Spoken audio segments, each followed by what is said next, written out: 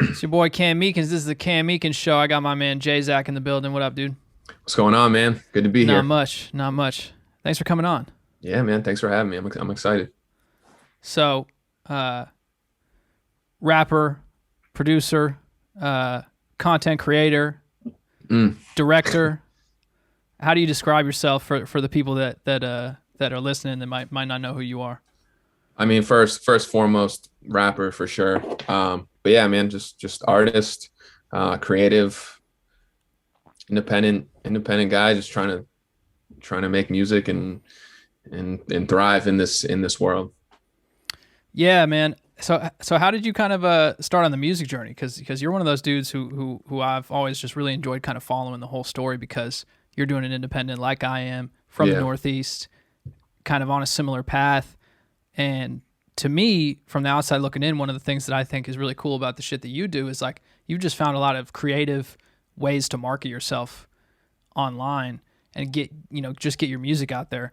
And I've just been really impressed from an entrepreneurial standpoint. You know what I'm Mm. saying? I'm curious kind of when you got the itch to start making music and start actually promoting the music and making it kind of a business. Right, right.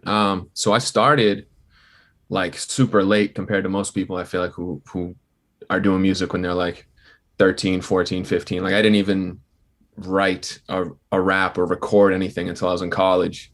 And that's when I just like stumbled upon GarageBand and because one of my friends had it on his MacBook. And then that's when he was like, yeah, you can like record yourself over a beat. And I was just like, my mind was blown at the time because I was always like huge hip hop head, just like such a fan of the music, but I never put like two and two together to even make music myself. But then I started messing around and doing it, and it just like clicked immediately.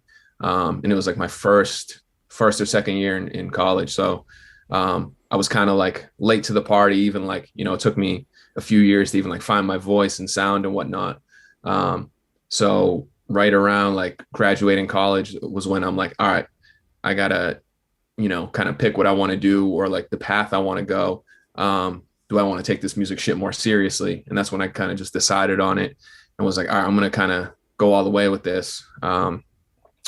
And just like really record and try to make a career out of it. Obviously at the time, I had no idea how the fuck I was going to do that. Like I didn't have fans then or anything. I was like, I just know if I keep picking at this, and I had like very small success or like one little thing would happen where like one of my songs would get like 5,000 plays or like a shout out somewhere. And it was like just enough of a thing to be like, okay, I know there's more if I just like keep going at this. I'm not sure how I'm going to get there, how long it's going to take, but I think like you were saying, I didn't really have many outlets or like connections or anything. So I'm like, I was just literally throwing everything at a wall and like seeing what happens and trying to get traction in any way. So I think that's how I kind of like just was able to get that mentality of like, let me try like putting out some like funnier content. I don't know, that's like still music related or like or rap over other people's beats because people seem to just like notice that more as to like putting on my own songs and just trying different shit. Yeah. So that's basically how it started. And a bunch of other stuff happened after that, but just Right. And so were you always writing raps before that happened when you first kind of got introduced to GarageBand, or it was all really just kind of from scratch? no, like it was from scratch. Maybe like some poetry type shit a Yeah. couple times, like a handful of times. But I never wrote anything. Like I said, I was like maniac hip hop fan. And like I was the kid who could like rap every word to like every Ludacris song or like Kanye song or Drake song. So I knew like something was there. There was like a burning passion. I just, for whatever reason, didn't connect the dots until later. And maybe it's because like, the music wasn't as easily accessible then. You had to go to like a studio or more type of thing. Like, Sure.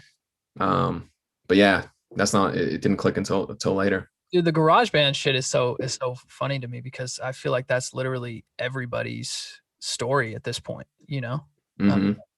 I mean, that's pretty much how I got into it. That's how a lot of the people that I know got into at least making beats or making music.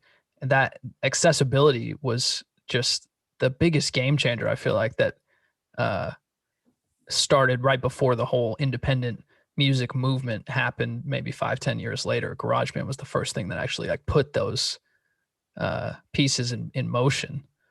No, definitely. That's That funny. you're right. It was like a whole wave of that first wave of independent artists that just Right. like figured it out and were making music off it and just doing cool shit. Like nobody was hitting like. Yeah. Go ahead. No, I was just gonna ask. So when that started, were you just releasing music? Was that Spotify at the time? Was it iTunes? Like, what kind of era was that in terms of I was like, platforms? I think YouTube was a big one, Yeah, and like SoundCloud. It was like that awkward era of like Spotify wasn't a thing yet. but iTunes was like dying out, kind of, or at least buying albums on iTunes was dying out. Yeah. It was like, it was a weird time of just like where to put music. And I remember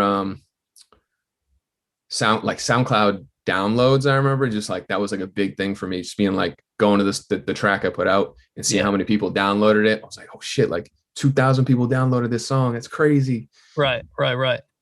Yeah, that's funny. That was like just after I had started doing it. And when I first started, it was YouTube and even like Facebook.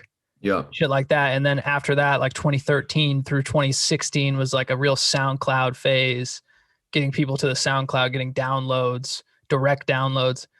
But nowadays, like a direct download is kind of worthless because what are you going to do? Like load that onto your phone? Like right. Nobody's even doing that anymore. Right. And it's crazy how it worked at the time because it held, I mean, I'm sure it was the same for you, but like it held so much value to me. Like I would check my SoundCloud plays. I mean, because obviously it didn't matter at the time, but like just in my head, thinking back, it's like, I was like, this is it. Like, this is 50,000 SoundCloud plays. This is going to last forever. Like, this is all I care about. This is all like, now I'm like, I haven't even, I'll still upload my music and stuff to SoundCloud, but like, I haven't checked a fucking play on SoundCloud in like 3 years. When like then, which wasn't that long ago, but it seemed like forever ago, was like, that's all that mattered. Yeah, it was a different era, man. What are you sipping on over there, by the way? Just a good old sparkling water. Oh, nice. And nice. I didn't know if you were sipping on a drink. I wanted to pull this thing out. I got a homie who made this this product, right? You know what Negronis are? No, what is it? Like the cocktail. It's got gin, Campari, and vermouth. Okay. Right, and it's like kind of that like red colored like Italian cocktail. Yeah. And anyway, so you get it at a restaurant or whatever. He created the Tigroni. Oh right? Shit. And is that like glued? Like what is that? It's like glued together, right? He owns a liquor store, and he created the Tigroni, and the shit's like it's killing it on social media. Tigroni on Instagram. So he's my boy. I wanted to give him a shout out, and I wanted to drink something with you because I thought this was gonna be a good conversation. I never know what to do on these podcasts. Should I drink coffee and be fucking amped up? Should I be drinking alcohol and be chilled out? Should I smoke? Like, should I just be straight sober? I'm trying to find that balance. I hear you, man. I mean, obviously you're hosting and you've got guests every week, but I'm always in the same boat. I'm like, I brought a sparkling water, and then you were like, I'm gonna grab a drink. So I grabbed the coffee in the back just in case if I want to switch it up on him and get amped up. Yeah, I'm all over the place. I got like a coffee over here, water, and now I got this fucking thing that I'm drinking out of a wine glass, which doesn't even make sense. But I mean, looks it's kind of a cool invention, and it's pretty convenient. I'm not gonna lie. So and you just cracked a 3-in-1 and poured in whatever. Yeah, it's good to go. I just poured this in. That's brilliant. This isn't sponsored. This is just my boy. I'm just shouting him out. That's a good idea. It's actually really good. Delicious. Shout out to him. Yeah. So dude, you just had COVID, right? Yeah, at the like very end of December. Like actually like first, I think it was like the first day. It was the first day of 2021. What was that like? Luckily it wasn't bad for me. Like I got over it pretty quick. First few days were like felt like a cold flu to me. And then after that, I kind of got over it pretty quick, and it wasn't too bad. The only thing that's really still lingered around that I didn't even notice at first, but it's the sense of smell. Like I still can't really smell. Really? Yeah, it's been like a month and a half. Was that the first thing that you noticed too when it started to happen, or no? How did it like progress? No, that like I thought I was good because like the first thing you check, at least like what everybody thinks is like check if you have your taste and smell. But I Yeah. had it still when I first like had the other symptoms. It was more so just like flu like achy headache. Um, but the taste and smell was fine. And then just like over the days, I kind of got congested, so I lost my taste and smell because I couldn't. That just happens when I have a Yeah, cold right. usually. Yep. So I was like, oh, it's just because it's like cold like symptoms, so I'm sure it'll be fine. And then after that, my taste was just kind of weird. It wasn't like completely gone. It was just like shit was off. It just didn't taste like exactly the same. You know, it Like was like you would eat some shit and it would just like it would be reduced flavor, or it would just be a yeah, completely yeah. different. It was like reduced, like 70% of what it tasted like. That's so Um, weird. but then I had like my nose wasn't stuffed up, so I was clear. So I felt like I could smell it. I didn't really think about it. And then it wasn't until like a couple weeks after I was like cleared or whatever and just like back out, I was visiting my dad and he smoked cigarettes. Right. So, and I'm like super sensitive to cigarette smoke. Like my whole life, my Yeah. parents have smoked. So like if they're like across the room, I can smell it. And like I have to like put my shirt over my nose because it just like Right. bothers me. And my dad's smoking a cigarette next to me. And like I'm not even thinking about it. But then I'm like, yeah, that's nice. I can't like sense it. And then I was like, oh no, I know why I can't sense it. And it just like hit me at that moment. I'm like, oh, my smell's gone. Like it's not back. That's crazy. And since that day, I've just been like way more um, just on like just noticing it more. And it's like slowly getting back day by day, but it's still like I have to really focus in. Like I like grab a candle and like I could smell it, but it's like I have to like really lock in and it's just very dull. So that's been the shitty part. But everything else was like good for me, luckily. Yeah. Do you know how you Yeah. picked it up, or you don't even know? I got it from a friend who, like around the holidays, Yeah, yeah, yeah. That's when they, everybody was getting it, right. right? Yeah.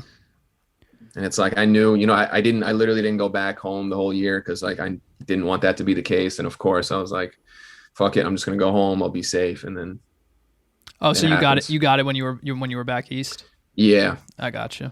Yeah. And then you shot a music video while having it? Is that what I saw? Yeah. I was quarantined for like a couple weeks. And luckily, the friend that I got it with also had it. And he had a place by himself. So like I didn't have to be around family or anything. So that was super clutch.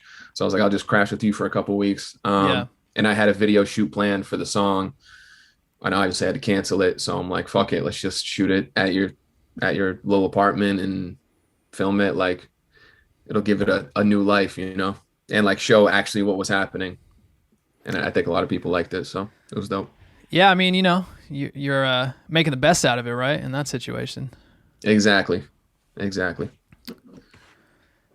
So, when you came out west, was that kind of a crazy transition? Not this time around from the holidays, but I just mean in general. Kind of what was that that move like for you? Why'd you make that move? Yeah. I don't think the transition was too crazy because I was kind of just ready for like the next step, you know? And I had built like a solid following already. So I wasn't like coming to LA to do some like start from ground zero type shit, try to gain any traction. I already kind of Yeah. was doing my thing. But more people were I just had like a good group of people I already knew out here and like a bunch of connections. So it just made so much sense to come out here. So when I did it, it was pretty natural of a process. Like it didn't feel weird or anything. You know, obviously you miss certain things about home, but I wasn't like itching to get back home. I have a solid group of people here that I work with and whatnot. So it was pretty seamless. I feel like I don't know. Cause did you come out here a couple different times? Yeah, I kind of bounced around back and forth a couple times. I'd come out here when I was 18 and I did my first deal for my first album. You know, I got such an early start to the whole situation. You know, my first music came out when I was like 16, 17. Right. And then started to get a little bit of traction, came out here, did my first album, Lamp City, with a label out here. And then I stayed out here for probably something like 6 months while I was working on that first project. And I talked a lot about that with my boy Maddie, who basically produced that project with me at the time. Yeah. And we had both kind of moved out here at the same time. And we posted that clip on Instagram, which is just like, he was talking about, he was sleeping on the couch at this apartment that I was renting. Yeah. And like, that was a real crazy time because I was completely fresh out of high school, never had kind of lived on my own, moved into this apartment with a family friend who moved out here to kind of like work with me too. And we started just kind of working on the album and lived out here for about 6 months. And, we're really just kind of grinding it out, trying to figure out how to kind of put the first album together, also learning how to work with like the label and do all that stuff, which was a big learning curve. Right. And so I got about halfway through making that album and decided, I didn't really know anybody out here. And this was before Instagram, before, you could just kind of meet people just by like, oh, this person, I know you, like, let me slide in your DMs and let's get together. That didn't really happen. And so I didn't know how to meet people my age out here. Mm-hmm. And so I was 18 hanging out with Maddie, who's, like a brother to me. But that was really the only person that I knew out here. And I felt like I really wanted to build some sort of movement around my music, in particular my first album. And so I moved back to Boston to finish up the album. And that's when I really started actually like getting in my stride from the music standpoint, made some of the like biggest songs that were on that project.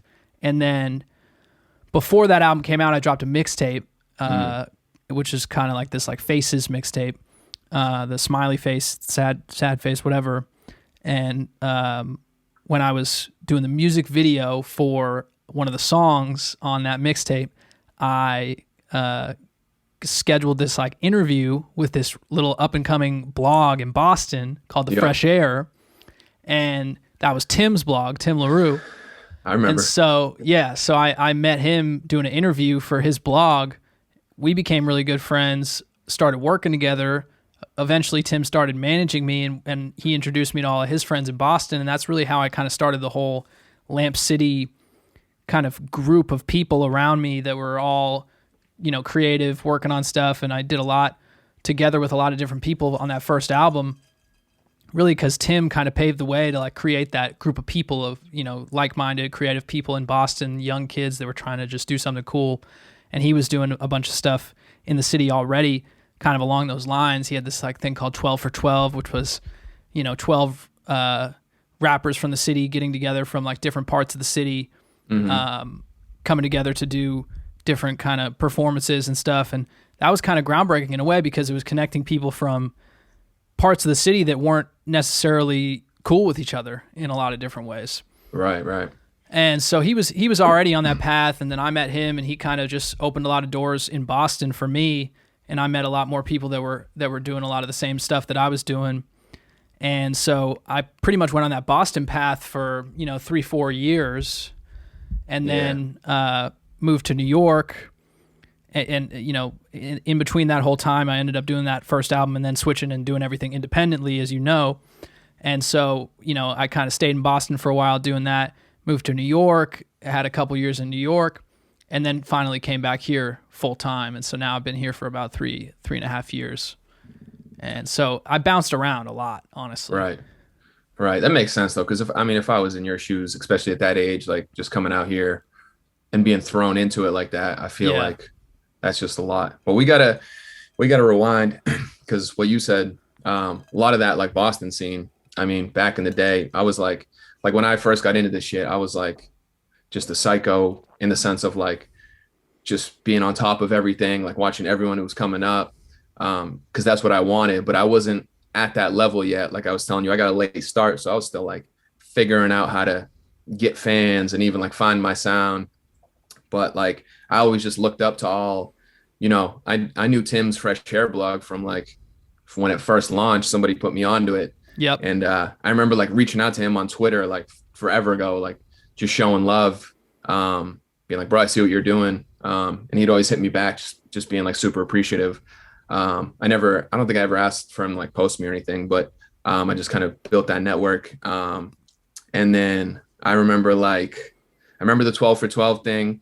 that was crazy because I was just like, this is like, these are the people who are from my area. You know, I'm from New Hampshire. It's like 40 minutes, like southern New Hampshire. So like 40 minutes out from Boston. Yeah, right. It's a suburb of Boston pretty much. Yeah. Right. But I'm like, these are the people from the area that are doing it.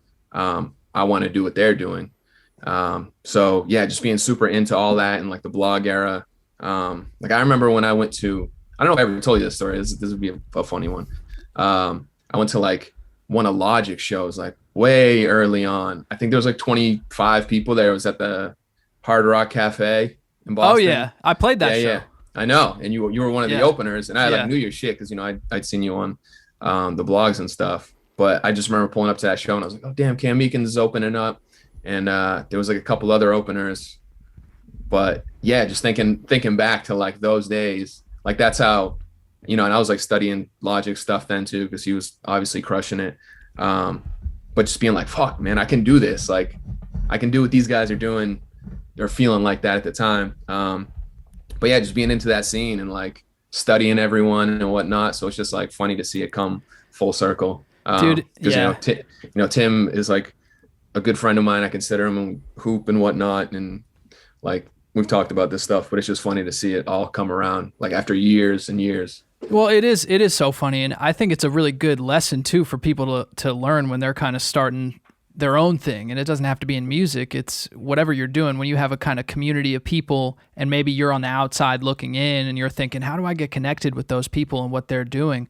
And the truth is that everybody's kind of trying to mutually build each other up, right? And so I feel like, you know, it's interesting to hear your perspective because, you know, you happen to start a little bit like later when you first started making music.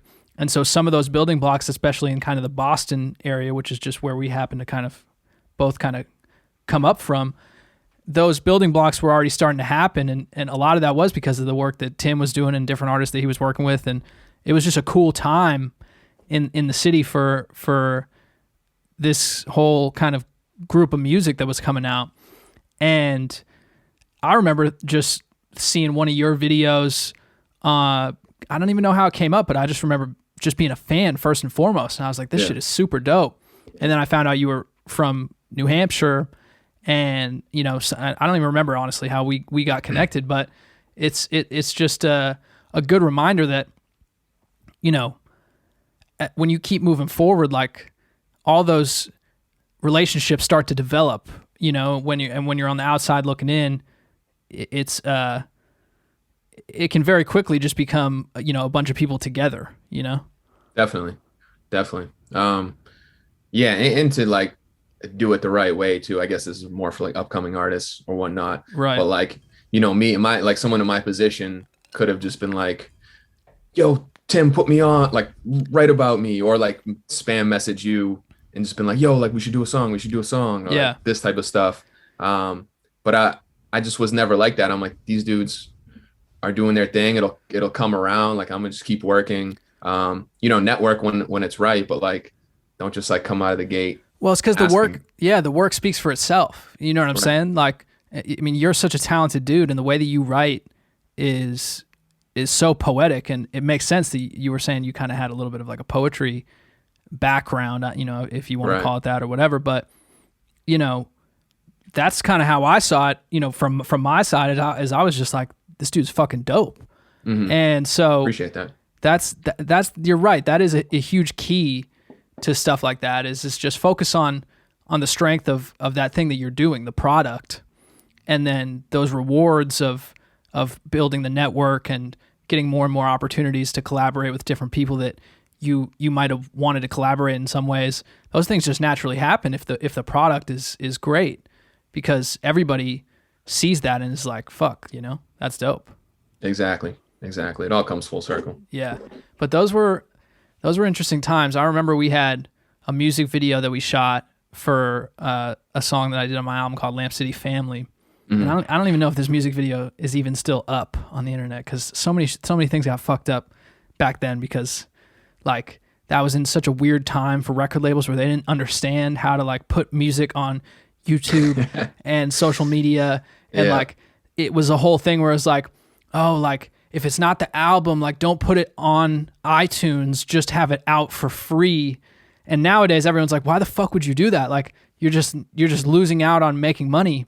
Right. But there was just, that's a side tangent, but there was just so much shit like that used to happen back then, where it's like you just kind of put out some songs and like use it as like a promo buzz thing. Yeah. But it never got put on, any of the streaming services or anything like that. But I remember we did this video for this song Lamp City Family, and we had Tim knew some guy who was working at one of these like super nice hotels in the city. Yeah. And so we rented like a suite at the hotel for this music video, and Atlantic Records had given us like $5,000 for a budget for the video. Mm-hmm. And we were like 18, 19 years old. Maybe Tim was like 21 at the time. And we took the $5,000, basically, gave it to the videographer, spent some money on like alcohol and a bunch of other shit, rented out this like suite at this super nice hotel in Boston, and just threw an absolute crazy party at this hotel suite with like 50 people. Yeah. All those people that you were kind of mentioning from that time period in Boston, like all the different musicians that were coming up at that time period. And it was just an absolute shit show. And we had no business being in that hotel at all. It was like a super fancy hotel. And the kid came up and he's like, dude, I'm going to lose my job. Like, this is so fucked up. And you look at the music video, and we're just like smoking blunts in the video, just kind of trashing the hotel room. Yeah. And it's just crazy because I would just never do anything like that now. But at the time you were just young and just didn't realize the repercussions of your actions. And it was just one of those things that kind of got out of hand because it was the group effect. Yeah. You tell a few people, and then they tell a few people. And yeah. And nobody would act like that on their own, but because they're all in the group, they all want to act crazy. Right.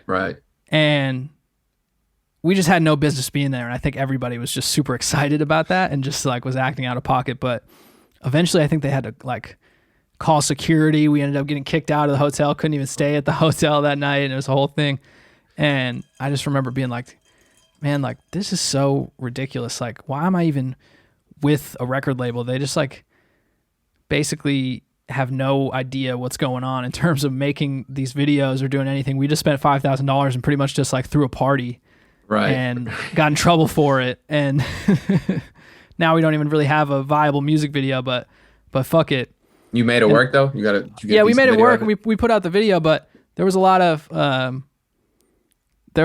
lessons like that we learned, and me and Tim has some good stories on that front. Not to change the topic, but while you were telling me that video just popped in my head. What was the one you shot where you were like in masks and you were like throwing vegetables? Yeah, that was the Cut Me Off video, and that was the day that I met Tim because we did a little promo interview for that video. I remember seeing that video everywhere. I was like, yo, this shit is fire. And obviously like that song, you had sampled it at the perfect time. Right. And that hook, that song in general was just gold. But I remember seeing that on like all the blogs and stuff. I was like, damn, this shit is crazy. That was a fun one. Mm-hmm. Was that while you were on the label, or was that? Yeah, that one came about because that was before the Lamp City album came out, and I was with the label, and they were helping me try and kind of get some buzz going. And actually, the dude who signed me at the label, he emailed me one night, and he was like, you should remix this song. And so then we figured out how to kind of flip the sample. Mm-hmm. And I basically I remember, I think I wrote that whole song like in my mom's kitchen at the time on my phone. Yeah. And recorded it. It was kind of just one of those, I'm sure you know how it is, like randomly a song will just kind of come about. And it was just because the beat was so good and that song was so catchy at the moment that I made it. That it was, the work had already been done for me in a lot of ways. And so I just kind of wrote some verses onto it. And then the video came about, and me and my friend, Multiple Pete's, kind of just came up with the whole video concept to just fuck around and like put those different masks on and just, it was kind of just like a random idea that was referencing a lot of the shit that was going on at the time. Mm-hmm. And, we were just fucking young and being, trying to be creative and trying to fucking figure out how to like work with a label too, which was like really stressful. Yeah. But I feel like that's how the best stuff happens sometimes. A lot of the times, at least, I mean, I'm sure it's case to case, but like, eh, tell me if you can like agree with this, but like some shit like that where you kind of just made on spot versus like something that you've put a ton of planning and work into, or like spent way more money on a budget and like you're like, this is going to go crazy. And then it just like kind of duds out, or at least for your expectations, as opposed to some shit you just kind of did on the fly and put out, didn't even think twice about it, didn't even know if people will fuck with it, and it just like became way bigger than you thought. absolutely. Because those are like a handful of my biggest songs. I literally have like the same story. I was like, yeah, I wrote this in the studio in like an hour. I filmed a video like same day, and like I just threw it out, and it just like Yeah. For me, it's 100% that. And I think it's when I catch myself in some sort of headspace where I just like really want to speak on something. yeah, And it just can't be forced. Like I can sit and, make music for 4 hours every day and I'll get a lot of music made and it'll be good music and, I can put it out. But for a song to reach that kind of status of something you really feel proud of that, you think is great, and people that are listening really think it's great. I think most artists only get that every once in a while. yeah, And for me, it has always been that random spur of the moment inspiration. And it's like 30 minutes, 45 minutes of writing the song. right, And it just kind of happens. And typically it's happened when I've just been kind of really hit with a lot of emotion about whatever the subject is. And sometimes when it's like a more fun song, it just kind of happens and it's just probably has a lot to do with the production too. If a beat is really good, I feel like it's really easy to just make a great song sometimes. Yeah. Like sometimes 100%. and I think producers should get more credit because I think a beat is one of the biggest determiners of whether or not the song is great, right? Right. But yeah, when I made Better Days, that was pretty much the exact situation. And Better Days so far has been my most successful song. And that song, I literally wrote it in 30 minutes, having just come back from, I don't even remember what I was doing, but I just kind of was in like an emotional place. And, I was making a lot of music at the time in my mom's guest bedroom at this apartment that she was renting. And I had this little kind of studio set up in that apartment, and I made the beat for that song in like 30 minutes and then wrote the lyrics and just like laid it down, and it just kind of happened. Yeah. And it's weird how that's the case. I mean, did you have a similar experience with some of your biggest songs? Yeah. So I think it's, if not the biggest, it's like might be the second biggest, but 10 Laws. And I just wrote it like, I think I had the idea for a bit, but like you were saying, it was kind of like I didn't want to just like do it because it felt forced. So like I had to wait for the right time. And one day it kind of just hit me. I was like, I just gotta like try to write this shit. Yeah. And it was like Biggie's 10 Crack Commandments, but like that, I was just inspired by it. But I was like, I'm just going to do like 10 Laws of Life, whatever. I didn't even know if it was going to be like a legit song or if it was just going to like kind of like more of like a freestyle to put out there. Yeah, but I wrote it in like an hour, and then we filmed it just like I filmed it as I recorded it live. So like the music video is actually me recording the song. Oh, that's dope. And I just put it out like that night or the next day or whatever, and it just went like nuts. It was like it went like super viral, at least for me. And then like some pages, some like more popular Instagram, Facebook pages picked it up. And there was one page on Facebook that it got like, I think has like 18 million views on there. And it was just like, that's some shit I did on the fly.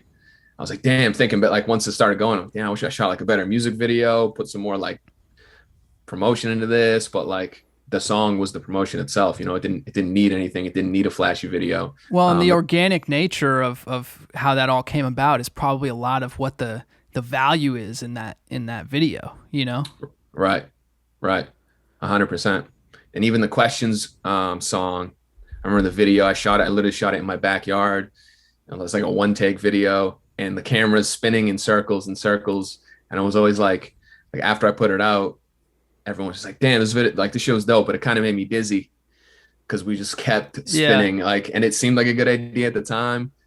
But I mean, it's fine. Like, I still like the video, but I was just like, damn, I wish I had to put a little more effort into the video and like thinking about it. But I guess that's the whole organic process of it just happening, because it's Yeah, like the you always go excitement of just, back. You always go back and you're like, "Oh, I could have done this a little bit different." And I Mhm. feel like I've always leaned on the side of just get shit out as opposed to trying to like over perfect it. And maybe that's a detriment to me and like, you know, anything creative that I've done, but I'm just like, I don't know, ADD or something Yeah, in terms of I don't want to spend too much effort on one thing and just let the song, let the creative process be what it was in its actual, you know, kind of most organic, authentic form, and put it out there. And I think that you know is just kind of the style that I ended up kind of like going with the music that I do.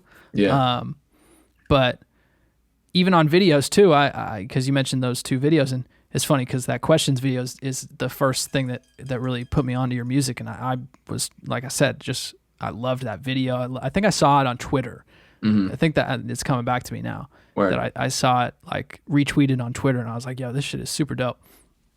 And you know, I've spent a lot of money on music videos over the years, but the ones that have always done the best, I was talking to Michael Christmas about this, are the ones that are just spur of the moment, good ideas, authentic. They really show you being you. You yeah, know, it's not too calculated. You're not trying to just dress some way that's not you or whatever. And I feel like that's what's so dope about your videos is it's really you being you when you're doing fucking freestyles in the car, like, right, you know, all those different series that you've had over the years. I think that's one of the things that really attracts people to your music is that it's so authentic to you, you know? yeah, And it's really funny that it's not the biggest money spend or the biggest, you know, effort to get the best fucking videographer or whatever that's going to have the biggest impact. It's really, you know, at least for the kind of stuff that we do, I think it really boils down to how authentic is this to you, and is this going to cut through? In particular, when you're, you know, when you're a white guy trying to make hip hop music, right, I think, you know, you do have to show that you're just being authentic to yourself because you're borrowing a genre from someone else's culture. And so I've always kind of thought that to make hip hop music, you know, you're and as a white guy, you're always kind of balancing the line of you know, just making sure that you're paying respect to that music that you loved and you grew up on, but it wasn't from your culture, and now it's a part of our mainstream life, you know, so much. But you know, when you're authentic with the music that you're making, it's just able to cut through so much more, you know? yeah. No, I agree 100%. And people can obviously tell, you know. Right, right. Yeah. So what's the pandemic life been like for you in terms of how your workflow's going, just how your life is in general? You staying sane? Like, you just staying in the crib? You trying to get out a little bit? Like, I mean, I know now you've already had COVID, so you're kind of Right, right. maybe a Yeah, little bit more chilled out. I've been stepping out a little more, I can't lie. Yeah. But yeah, trying to obviously just through, since it started, be safe and um move cautiously and whatnot. But I can't lie. It's obviously tough. Like we were talking about earlier, coming to LA. It's like the main reason I moved here was to so I can access the network and the people I fucking know. So it's like Right. first year I was here was dope. I couldn't have asked for a better year. Like met so many people, was just like doing all types of cool shit, making great relationships. And then like second year I was like, man, we're gonna go crazier this year, like double up on everything. And it was just like shut down. Yeah. So like all of last year was spent just being like, well, fuck, the main reason I'm here, I can't access these things. So it was a little tough to adjust. And I still did, to the best of my ability, but obviously, it's just not the same. So this year, I mean, hopefully, things get better, as the year progresses and whatnot, but, just try to make the best of it. Do you feel like, I feel like there was a big, learning curve when this shit first started to happen. And then my experience was I started to accept it and then adapt and then really thrive in a new way, just kind of mentally. And with the work that I'm doing, I feel like I actually have more time to focus and actually don't have anything else going on. So I have to just come in here and sit down and work on different shit. Did you feel like that too, in terms of at some point you kind of just, the situation is what it is, so you just have to make it happen? I've just talked to a lot of people, and I actually feel like a lot of people, at least people who do things like we do, kind of independently, working for ourselves, using social media, all that type of stuff. I think a lot of people are thriving in this environment because so many people are online. And I'm curious if that's been the experience for you, or if it's just been hard because shit just sucks right now, or yeah. I think it was that way at first. I mean, I'm kind of probably in a similar boat to most creatives, but yeah, at first it was just like you just felt defeated, and then it would come in waves. But yeah, now that it's like I'm so used to it, it's kind of just like it's easier to maneuver, and it's like there's literally no excuse for yourself. Like before, at least you could have been like, yeah, but I got to be out. Like at least if you're at these parties or whatever doing these things, like I got to be out here doing the shit. It's at least I'm connecting with this dude, and exactly right. Now it's but like how much of that really does that. Matter? Yeah, right, exactly. But you could lie to yourself a little bit and like do it more often than not. But now it's like, all right, if you can't like sit down and put the work in a fucking pandemic where there's nothing to do but that's like you got to check yourself. So I think once I like understood that and was like, all right, let's do it. Yeah, and you can't be too hard on yourself because I think these are uncharted territories. I mean, this is a unprecedented situation that I think has affected all of us mentally, and especially early on, I feel like everybody was just in a state of shock, and you're just like, what the fuck?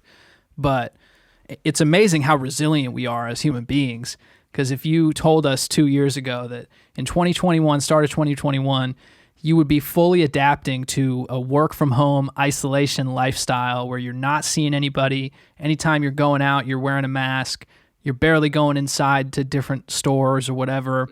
And you still have another year of that at least until shit gets back to normal. And that's still pretty unclear in terms of whether or not that's going to be back to normal. Oh, and by the way, there are tens of thousands of people lined up at Dodger Stadium waiting to get a fucking vaccine, as if it's, a fucking concert that they're waiting in line for. We'd be like, what the fuck are you talking about? But because it was just this slow roll, and we kept peeling back the layers of like, oh shit, it's January 2020, the first person in America got sick. Oh fuck, it's March, we're going on lockdown. All right, this might last a couple weeks.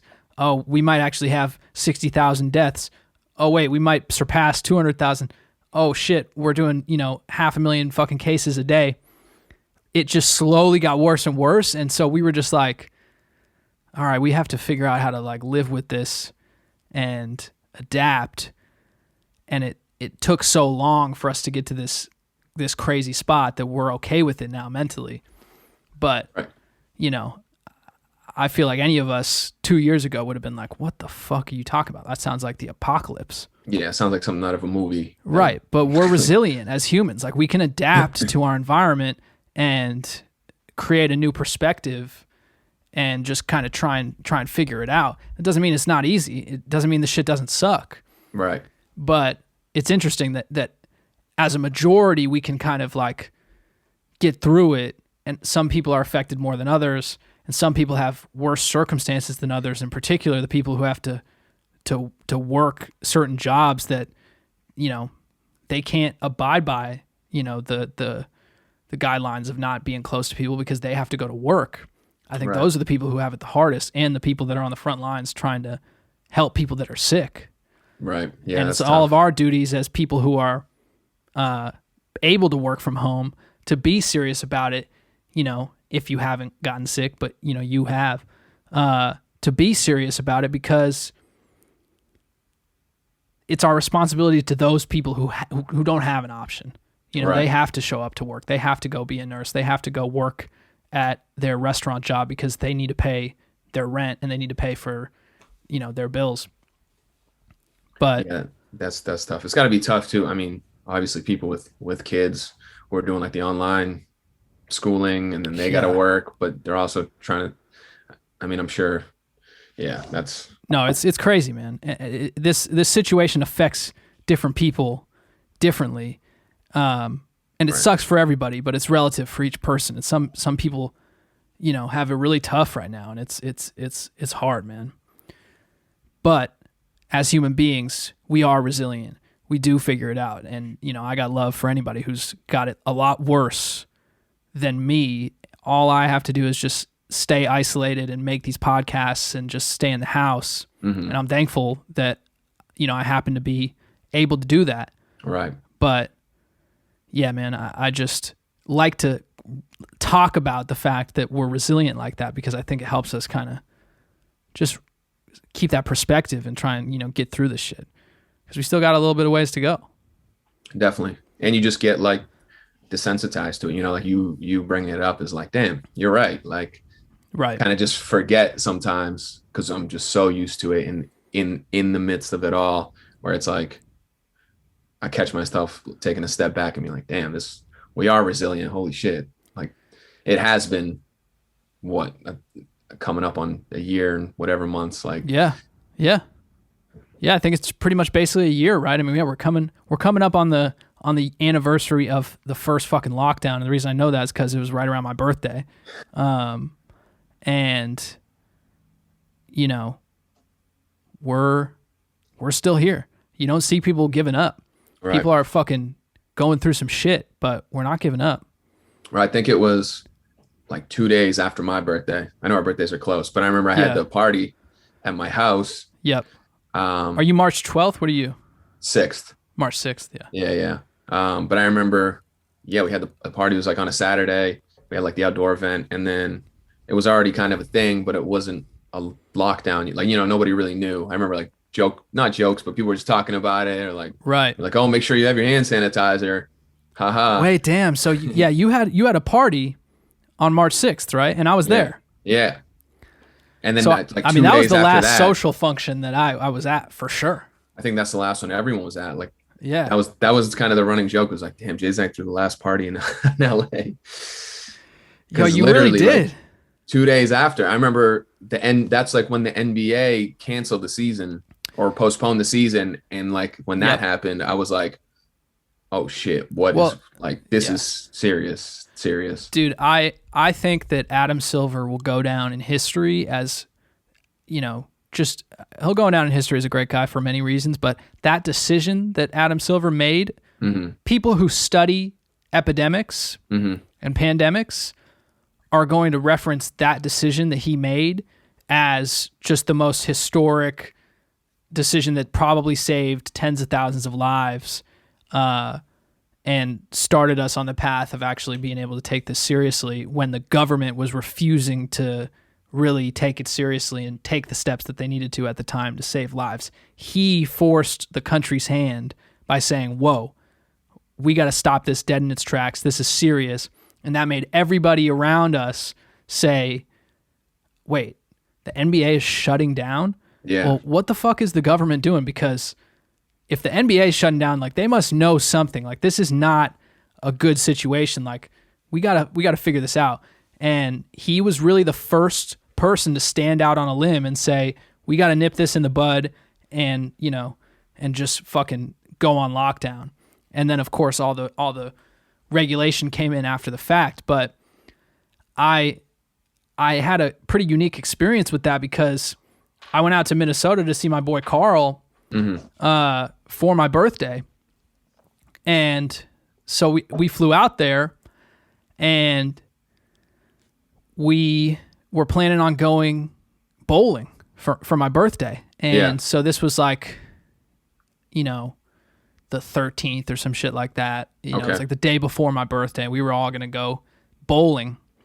And he comes into the room where we're all hanging out. A bunch of us are all in town. We all basically met in Minnesota to all hang out. We were going to celebrate my birthday. Me and my girl were out there. Yeah. You know, a bunch of our friends were there, and we were just kind of gonna, you know, just have like a weekend, and then we were gonna fly back to LA, and everything was gonna be cool. You know, a lot of times you know, before all this shit, I would take trips out there, you know, go tap in with him, see a game, whatever.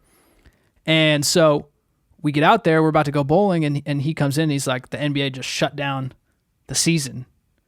And we're like, what the fuck? And they're like, yeah, we're not going bowling. And so then we ended up staying out there for 2 months because we were on lockdown, and we couldn't, you know, I mean, we could have flown back to LA, but it just didn't make sense. Yeah, at that point, shit was in LA, but not really in Minnesota. So we were like, you know. And nobody knew what the fuck was going on, so you're just like, yo, let's just stay put and just.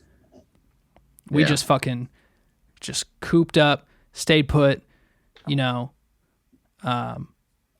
just had to fucking, you know, not do nothing. But yeah, that's great. That's a crazy situation. No, it was really crazy just to see it, you know, obviously from the perspective of like a player, and just, you know, he kind of got the information, you know, before before the shit was like public, at least, you know, a couple hours. Yeah, and I was just like, damn, like that's crazy.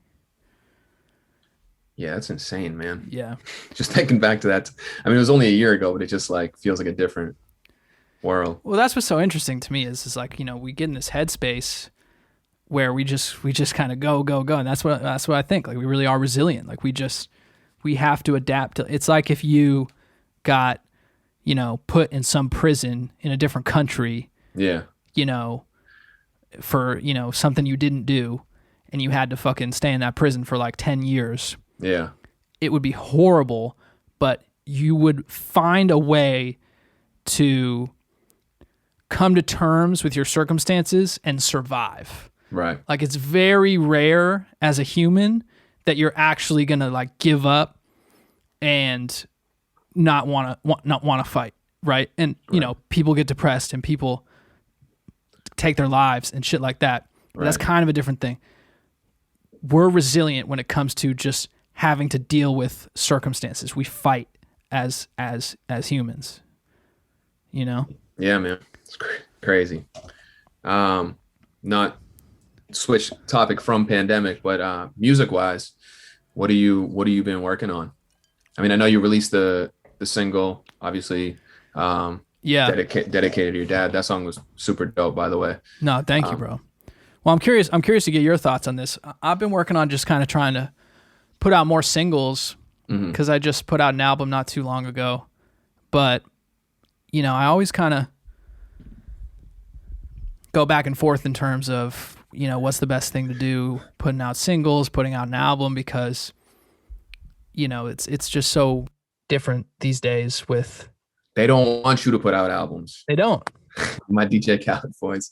But for real though, it's like albums. I love putting out albums, but like just literally the algorithms, like it doesn't work best to put out an album. It doesn't. At least in the position I'm at, and you probably noticed it too. But like if I took all the fucking songs off of the last album I dropped and dropped them one by one, it statistically would have done better, which is frustrating as an artist because you just want your shit to be heard and seen at the end of the day. So that does suck. And it makes you want to just be like, let me just stick to the singles. But what I do like about the album still, and I'll forever make albums for this, it's like, I still love creating the moment, you know, for the fans. And I think that's super important. So like the people who really fuck with you, they want the albums. Well, that's exactly what I've come to terms with too, is that the streaming platforms disincentivize you from making albums, but that doesn't mean that you shouldn't make albums because they are representative of a moment in time in your life, way more so. and it's a cohesive project, way more so than putting out singles. Even if you put out 10 singles that felt like an album at the end of it, there's still something to be said for packaging up a project of songs and having to represent that moment in time in your life as an artist. And so I agree. I came to those same conclusions where I'll continue to do that and kind of try and be in this cycle of singles, then an album, then singles, then an album, and kind of do it that way. And so right now I feel like I'm in that singles phase, but you know, it is kind of interesting how these streaming platforms really in a lot of ways dictate the way that music gets made now, solely based off of their algorithms. But it's like anything. It's the same reason that, you know, the Instagram algorithm dictates how people act in terms of posting pictures, Right. you know, and like dressing a certain way or wanting to look a certain way, you know. Definitely. I think it influences everyone, obviously, but like, you know, I kind of made a post about this maybe like a month or two ago, but like, I know what works. I know what kind of posts work better on my Instagram. So like, I'll get caught in the fucking rat race of being like, damn, well, if I make this kind of video or like this kind of inspirational picture or this, I know it's going to get more likes and comments and engagement than like this random picture that doesn't mean anything, but it's a fucking cool picture to me. And I want to post it, but I know it's going to get like way less likes and engagement. And it's like, I just got sick of chasing that because it's like, I mean, I get it, you know, it's like, I understand how it works, but it's like frustrating. Yeah. How do you manage that? What's your kind of system for posting on social media, thinking about your kind of content plan? What's, you know, cause I get the sense that you're one of those guys who really has a good kind of feel for what does well for you on social media. Right. Yeah. And it got me to where I am. So I try to be mindful of it. Cause I've always just been like, all right, if I can be consistent in like, you know, dropping just new content, whether it's a new freestyle or just something like just being in front of people, it just works. It's grown my brand over the years. So I don't want to like just completely disregard that and be like, I don't want to post anymore. I'm just going to fucking give you guys an album once a year. Like I can't do that either. Right. But I try to find the balance of like not being too hard on myself versus still like playing the game and knowing how it works. So it's tough, man. It's like an everyday thing, you know, and it's like, I'm working on getting better at it and like trying to care less, but it's not like I'm just going to fucking wake up one day and be like, no, you know, if like something flops or a song's not doing well, it's going to bother me a little bit just because I put a lot of work into it or whatever. But I try to just like take a step back and be like, you know, it's not the end of the world. And yeah, well, what's tough now is that it's a different game in terms of you're not playing against the same forces that you might have been playing against a year ago or 2 years ago, because the algorithm changes every day because it's a self-teaching algorithm. Exactly. And, you know, we can't compete with that as humans. And at the end of the day, they just want to sell advertisements. Right. Which is so fucking funny because I've been trying to advertise my fucking song for like 2 days and I can't even like advertise it because Instagram is just like freaking out, not letting me run my ad. And it keeps like saying, sorry, error, try again. It's like glitching. So they're not really doing a good job of that. But, you know, they change kind of the formula every single day. So to stay on top of that is really tough. And I've noticed that, you know, in terms of story views and things like that, like they really want you to pay to play now.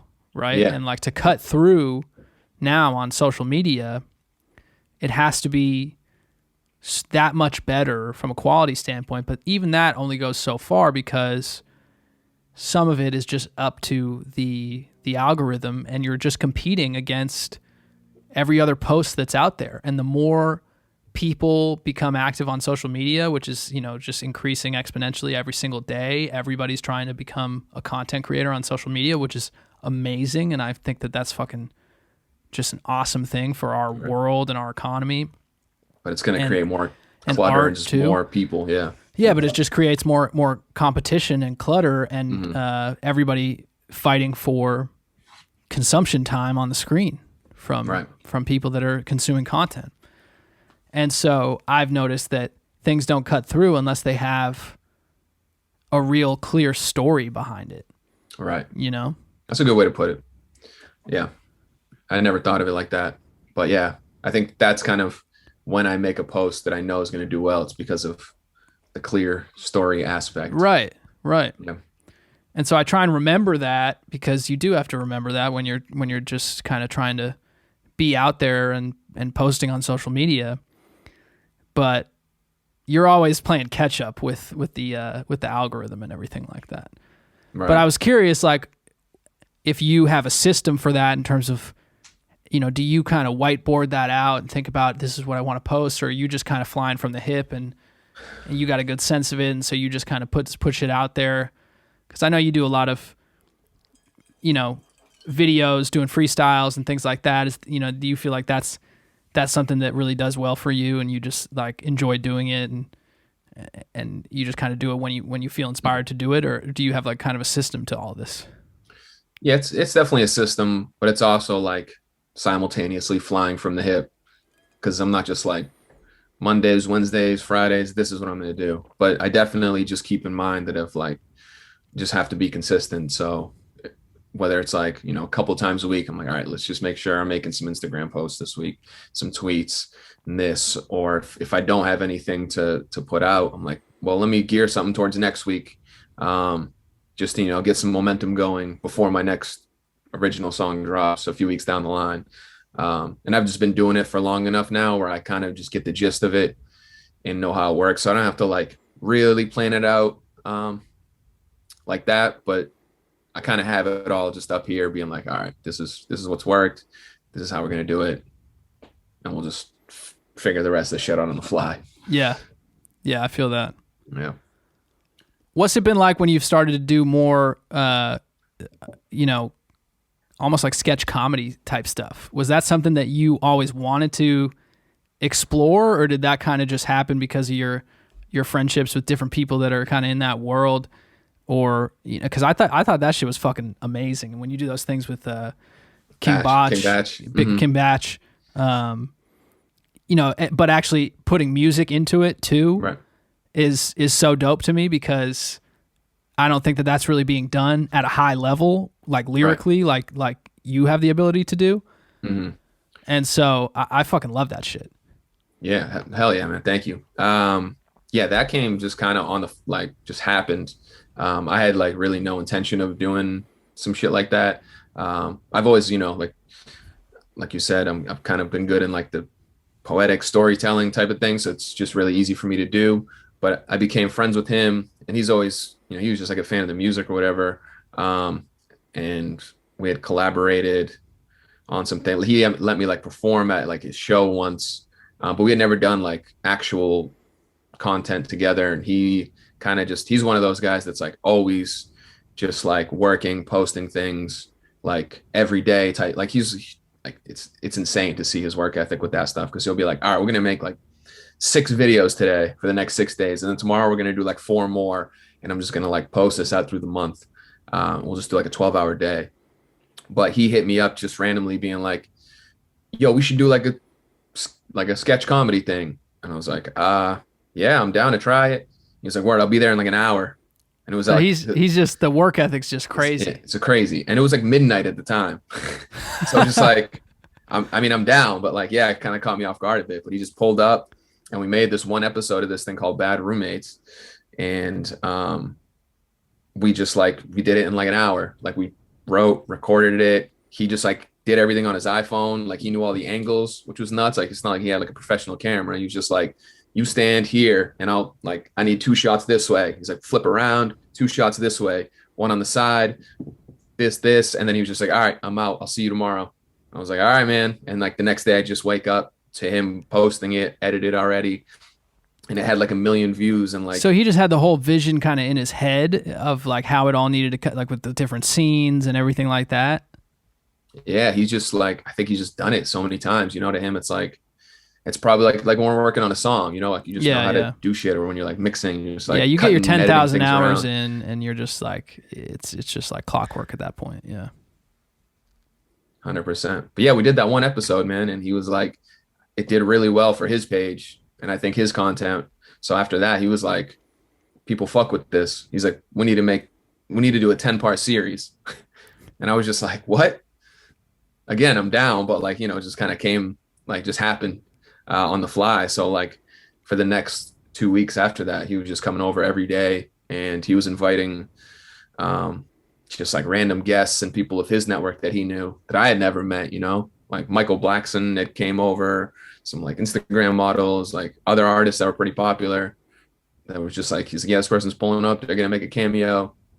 But yeah, it ended up doing really well. And like, I was a little nervous because I'd never done like more comedic stuff. And you know, I've never tried to be like a comedy rapper. So I was like, man, I hope people fuck with this. But I think my fans like got it and it was like lighthearted. And yeah, and obviously he was posting it too. So it just got me a lot of looks and new fans and shit. So Right. it was a really cool experience. Well, I think when it's in collaboration with, you know, the top guy in that world of comedy, right? You know, it validates it so much. That's crazy to hear about the work ethic thing. I mean, I feel like anybody that's at that level is just kind of a maniac in that sense from the work ethic standpoint. It's always really inspiring to just be around that energy. Super inspiring. And then you could like, it shows you why he is what he is. Right. You just see it and like, you know, like you see some videos, whether you like them or not, you just be like, oh, like that's cool. But then when you see how it's done and like the grind behind it, or some people are just like, yeah, these people are just making like these vlogs, like must be easy. And it's like, yeah, there's a lot of fucking work and shit that goes into like all of this stuff. And especially when you're doing it on like high end, consistent level, it's like, it's a full-time job, you know? Absolutely. Absolutely. And I mean, you're approaching the shooting of those type of pieces of content in this like incredibly, you know, organized, disciplined way. And you're, you know, banging out 6 pieces of content in a day. I mean, that's a lot of work, you know? Right. I mean, you can't get to any level like that without it being fucking grueling work. You know what I'm saying? Like there is nothing is easy, you know, at that level. Right. I mean, things are different and certain things are probably more fun, of course, but it's still time put in and effort and, you know, you have to execute and still have the ideas too. But my man, JZAC, thanks so much for coming on the podcast, man. I really appreciate having this conversation with you. I know we're having a little technical difficulties right now with the audio on your end. So I'm going to just sign us off now. Check out JZAC on Instagram, Twitter, everywhere else. This is the Cam Meekins Show, signing off. Peace.